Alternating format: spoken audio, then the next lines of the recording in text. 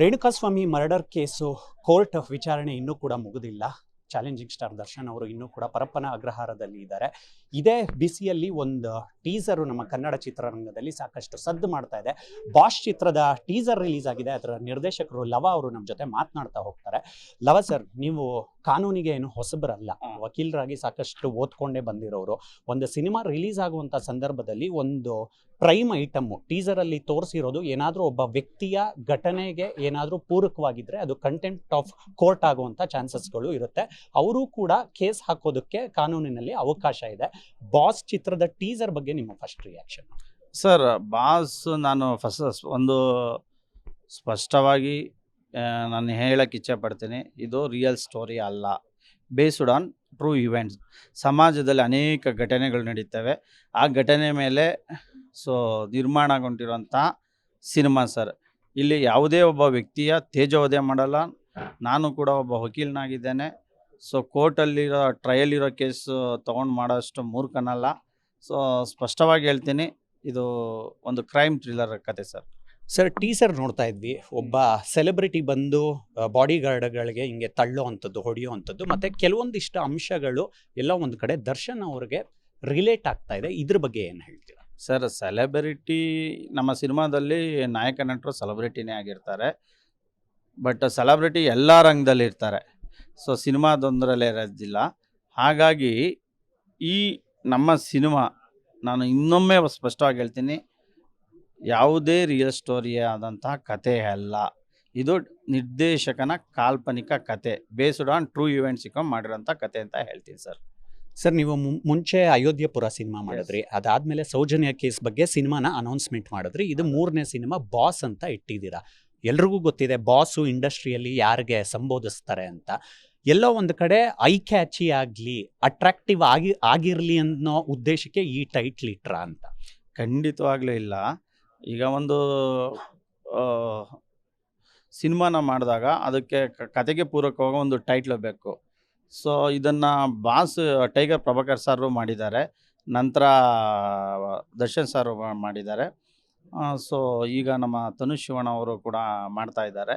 ಇಲ್ಲಿ ನಾವು ಆಡಿಯನ್ಸ್ಗೆ ಬಾಸ್ ಅಂದ ತಕ್ಷಣ ಟೈಟ್ಲ್ ನೋಡಿದಾಗ ಅದು ಒಂದು ಕಾಮನ್ ವರ್ಡ್ಸ್, ಅದು ಎಲ್ಲರಿಗೂ ಅಪ್ಲಿಕೇಬಲ್ ಆಗುತ್ತೆ. ಹಾಗಾಗಿ ಒಳ್ಳೆ ಕ್ಯಾಚಬಲ್ ಟೈಟಲ್ ಅಂತ ಹೇಳಿ ಇಟ್ಟಿದ್ದೀವಿ ಸರ್. ಸರ್, ಸಾಮಾಜಿಕ ಜಾಲತಾಣಗಳಲ್ಲಿ ಏನೆಲ್ಲ ಬೆಳವಣಿಗೆಗಳಾಗ್ತಾ ಇದೆ ನೀವು ನೋಡಿದ್ದೀರಾ. ಚಿತ್ರದುರ್ಗ ರೇಣುಕಾಸ್ವಾಮಿ ಮರ್ಡರ್ ಕೇಸ್ ಆದಮೇಲೆ ದರ್ಶನ್ ಅವರ ಹೆಸರನ್ನು ಬಳಸ್ಕೊಂಡು ಇಂಡಸ್ಟ್ರಿಯಲ್ಲಿ ಕೆಲವರು ಬೆಳೆಯೋದಕ್ಕೆ, ತಮ್ಮ ಬೇಳೆ ಬೇಯಿಸ್ಕೊಳ್ಳೋದಕ್ಕೆ ಟ್ರೈ ಮಾಡ್ತಾರೆ ಅಂತ ಆಗಾಗ ದರ್ಶನ್ ಅವರ ಫ್ಯಾನ್ಸ್ಗಳು ಆಕ್ರೋಶವನ್ನು ವ್ಯಕ್ತಪಡಿಸ್ತಾನೆ ಇರ್ತಾರೆ. ಇದಕ್ಕೇನಾದರೂ ಕಮೆಂಟ್ ಮಾಡ್ತೀರಾ ನೀವು? ಇಲ್ಲ ಸರ್, ನಾನು ಕಮೆಂಟ್ ಮಾಡೋಷ್ಟು ದೊಡ್ಡ ವ್ಯಕ್ತಿನೂ ಅಲ್ಲ. ನಾನು ಕೂಡ ದರ್ಶನ್ ಸರ್ ಒಬ್ಬ ಅಭಿಮಾನಿ. ಅವ್ರ ಸಿನಿಮಾಗಳನ್ನ ನೋಡ್ಕೊಂಡು ಬೆಳ್ಕೊಂಡು ಬಂದಿರೋರು. No comment sir. ನಾಯಕ ನಾಯಕಿಯ ಹೆಸರು ಕೂಡ ನಿಮ್ಮ ಬಾಯಲ್ಲೇ ಬರಲಿ ಅನ್ನೋದು ನಮ್ಮ ಉದ್ದೇಶ. ಇಲ್ಲ, ನಾಯಕನ ತನುಷ್ ಅಂತ ಸಿನಿಮಾದಲ್ಲಿ ಇಕ್ಕಿದ್ದೇವೆ, ರಿಯಲ್ ಹೆಸರೇನೆ. ಜೊತೆಗೆ ಬಾಸ್ ಅಂತ ಕರೀತಾರೆ. ಮೋನಿಕಾ ಗೌಡ ಅಂತ ಹೇಳಿ ಹೀರೋಯಿನ್ನು. ಈಗ ಅವರು ಹೆಸರು ಚೇಂಜ್ ಮಾಡ್ಕೊಂಡಿದ್ದಾರೆ ಒಂದು ಹೊಸ ಸಿನಿಮಾಕ್ಕೋಸ್ಕರ. ಪಾಯಲ್ ಚೆಂಗಪ್ಪ ಅವ್ರು ಮಾಡಿದ್ದಾರೆ 2ನೇ ನಾಯಕಿಯಾಗಿ. ಸಾಕಷ್ಟು ಕಾನೂನು ಸಲಹೆಗಾರರಿರ್ಬೋದು, ವಕೀಲರಿರ್ಬೋದು, ದರ್ಶನ್ ಅವರ ಕೇಸ್ ಬಗ್ಗೆ ಯಾವುದೇ ಒಂದು ಸ್ಟ್ರೈಟ್ ಕಮೆಂಟನ್ನು ಮಾಡೋದಕ್ಕೆ ಇಷ್ಟಪಡ್ತಾ ಇಲ್ಲ. ಕಾನೂನಿಗಿಂತ ಯಾರೂ ದೊಡ್ಡವರಲ್ಲ, ತಪ್ಪಿತಸ್ಥರಿಗೆ ಶಿಕ್ಷೆ ಆಗಲಿ, ಆಗದೇ ಇದ್ದರೆ ದರ್ಶನ್ ಅವರು ಆಚೆ ಬರಲಿ ಅನ್ನೋಂಥ ಒಂದು ಒಮ್ಮತದ ಅಭಿಪ್ರಾಯ ಇದೆ. ಇದ್ರ ಬಗ್ಗೆ ಏನು ಹೇಳ್ತೀರಾ ಸರ್? ಈಗ ಕೋರ್ಟಲ್ಲಿ ಟ್ರಯಲ್ ನಡಿಬೇಕಾದ್ರೆ ನಾವೇನನ್ನು ಕೂಡ ಹೇಳೋಕ್ಕಾಗೋದಿಲ್ಲ. ಆ್ಯಸ್ ಎ ಅಡ್ವೊಕೇಟ್ ಆಗಿ ನಾನು ಏನು ಹೇಳೋಕ್ಕೆ ಇಚ್ಛೆ ಪಡ್ತೇನೆ ಅಂದರೆ, ಕೋರ್ಟಲ್ಲಿ ಟ್ರಯಲ್ ನಡೀತಾ ಇದೆ. ಅದನ್ನು ಕೋರ್ಟು ಡಿಸೈಡ್ ಮಾಡುತ್ತೆ.